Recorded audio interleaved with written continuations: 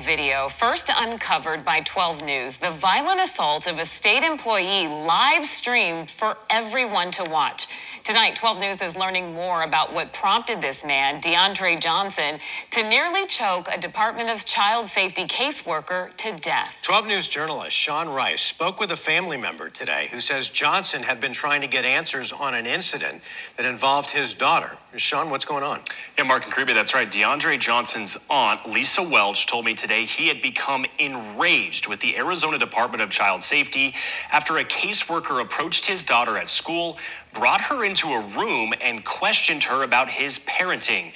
Now, the aunt does not condone Johnson's actions, but she says he had been trying to get answers from DCS for days and ultimately never got them.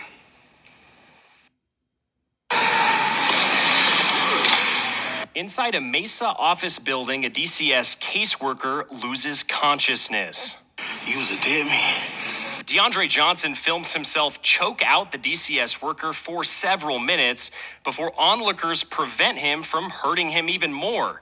One day before this violent assault, Johnson took to Facebook to express his frustration over the very same caseworker approaching his daughter at her school. You damn right I'm mad. You damn right I'm mad.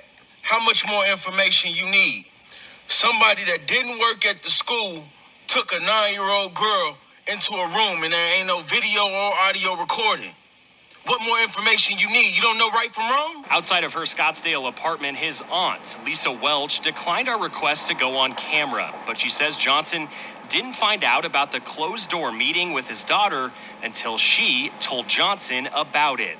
She says he became enraged, prompting him to set up the meeting with the DCS worker. Anybody else think it's okay to take little girls in the room? It's unclear why DCS was speaking with his daughter. 12 News reached out to them to ask if it happened and why.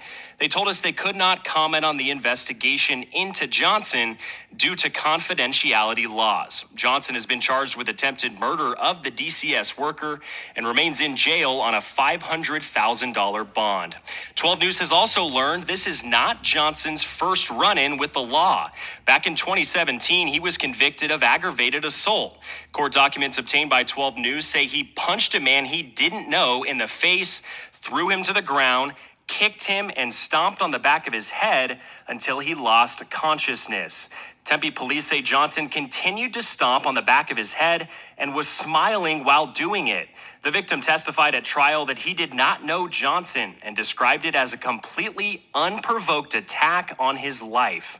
Johnson was sentenced to nearly a year in jail and 4 years on probation after his release.